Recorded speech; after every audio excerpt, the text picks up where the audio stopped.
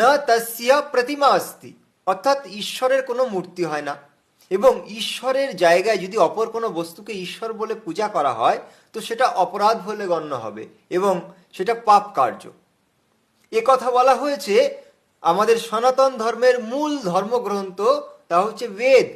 যজুর্বেদের 32তম অধ্যায়ের 3য় মন্ত্রে বলা হয়েছে, দেখুন, ন তস্য প্রতিমা অস্তি ইয়স্য নামা মহাদ্দশা।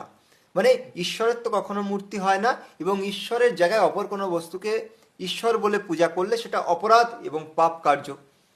এবার আমাদের হিন্দু যারা ভাই, যারা নিজেদেরকে সনাতনী বলছেন, তাদের ব্যাপারটা কি, যে তারা যা খুশি করবে, মদ্যপান করবে, পূজা অর্চনা করবে, মাংস খাবে, মানে যা যা নিষেধ করা আছে সব করব, ধর্মগ্রন্থ মানব না।